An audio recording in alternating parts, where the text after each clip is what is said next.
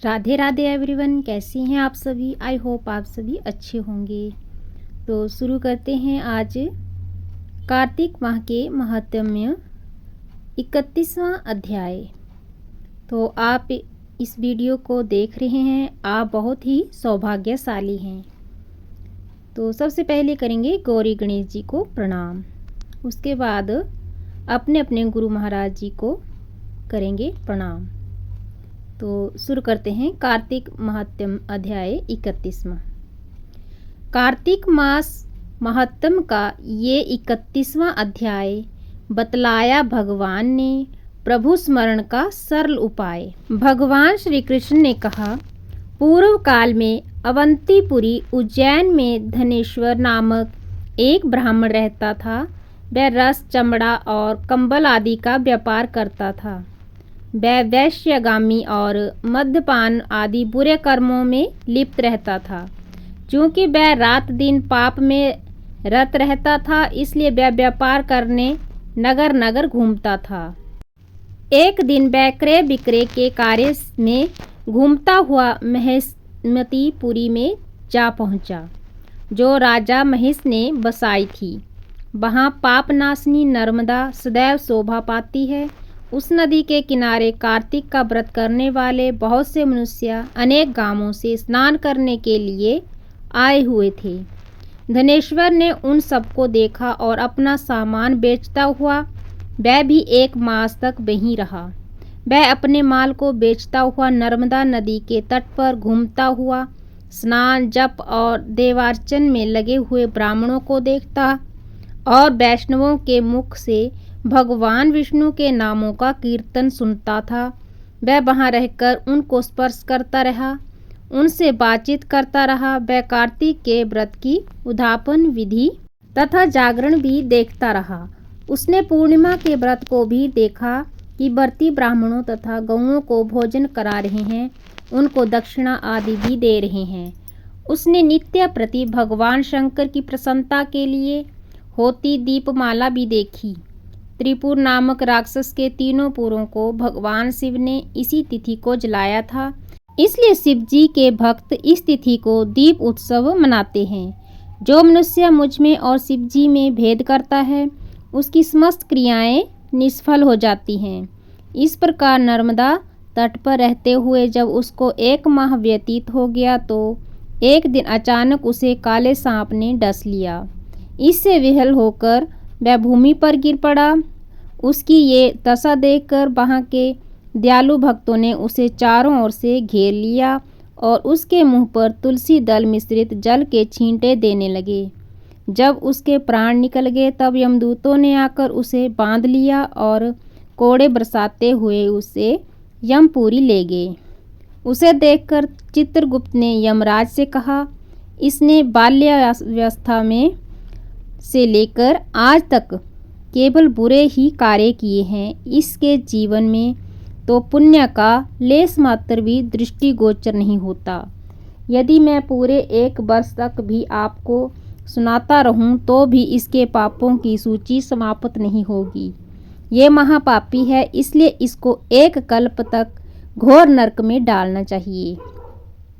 चित्रगुप्त की बात सुनकर यमराज ने कुपित होकर कालनेमी के समान अपना भयंकर रूप दिखाते हुए अपने अनुचरों को आज्ञा देते हुए कहा, हे प्रेत सेनापतियों, इस दुष्ट को मुग्धगरों से मारते हुए कुंभीपाक नरक में डाल दो।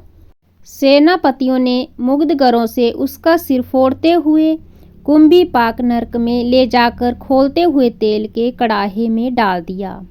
प्रेत सेनापतियों ने उसे जैसे ही तेल के कड़ाहे में डाला, वैसे ही वहाँ का कुंड शीतल हो गया। ठीक उसी प्रकार जिस प्रकार पूर्व काल में प्रहलाद को डालने से दैत्यों की जलाई हुई आग ठंडी हो गई थी। ये पवित्र घटना देखकर प्रेत सेनापति यमराज के पास गए और उनसे सारा वृतांत कहा। सारी बात सुनकर यमराज भी आश्चर्यचकित हो गए और इस विषय में पूछताछ करने लगे। उसी समय नारद जी वहां आए और यमराज से कहने लगे, सूर्य नंदना, ये ब्राह्मण नरकों का उपभोग करने योग्य नहीं है। जो मनुष्य पुण्य कर्म करने वाले लोगों का दर्शन, स्पर्श और उनके साथ वार्तालाप करता है, वह उनके पुण्यों का 6वां अंश प्राप्त कर लेता है।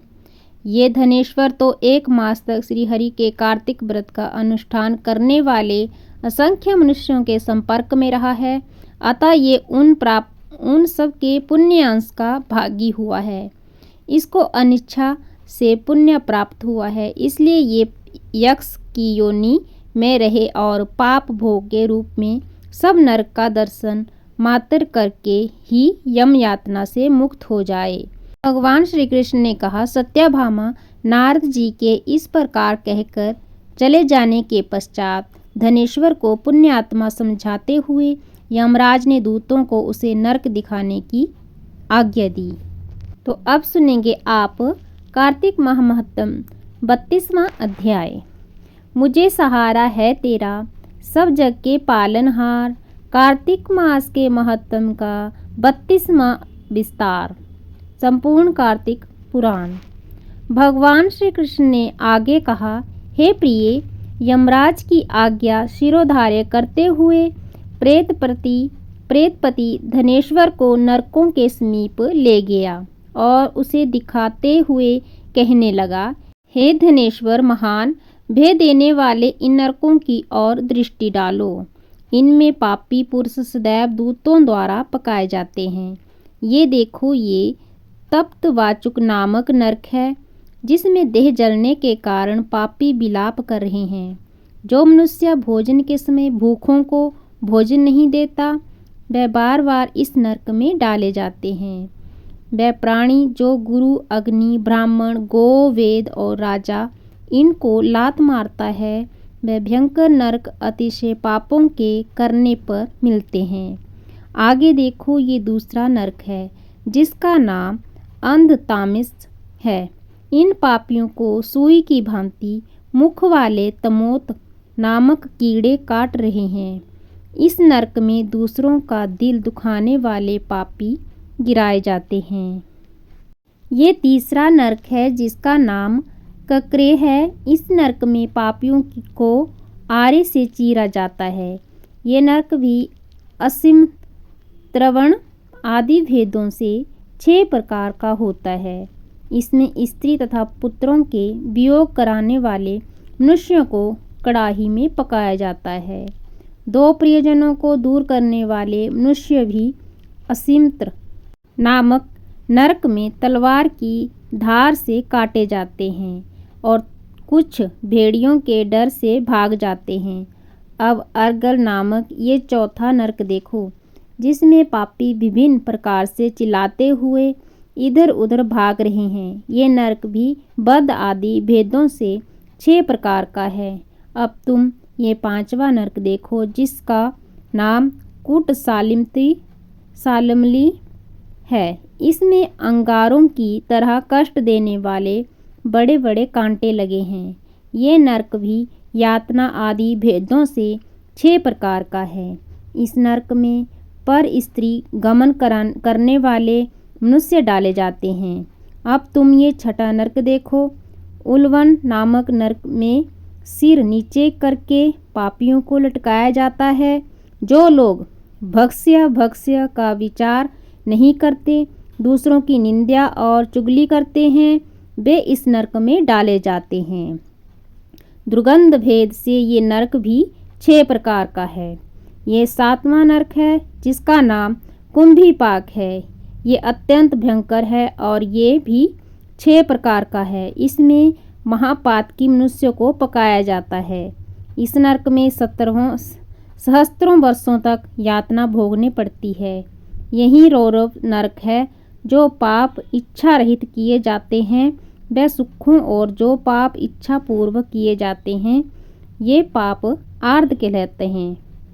इस प्रकार सूक्ष्म और आर्ध भेदों से ये पाप 2 प्रकार के होते हैं। इसके अलावा और भी अलग अलग 84 प्रकार के पाप हैं।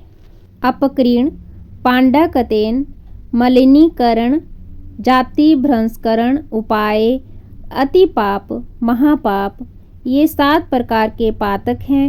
जो मनुष्य जैसा कर्म करता है उसे इन 7 नरकों में उसके पाप कर्मों के अनुसार पकाया जाता है।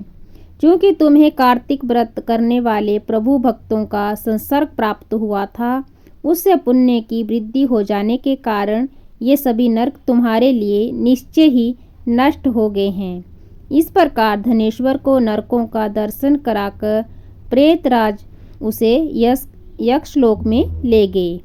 वहां जाकर उसे वहां का राजा बना दिया। वहीं कुबेर के अनुचर धनक्षय के नाम से प्रसिद्ध हुआ। बाद में महर्षि विश्वामित्र ने उसके नाम पर तीर्थ बनाया था। कार्तिक मास का व्रत महाफल देने वाला है। इसके समतुल्य अन्य कोई दूसरा पुण्य कर्म नहीं है। जो भी मनुष्य इस व्रत को करता है तथा व्रत करने वाले का दर्शन करते हैं, उसे मोक्ष की प्राप्ति होती है।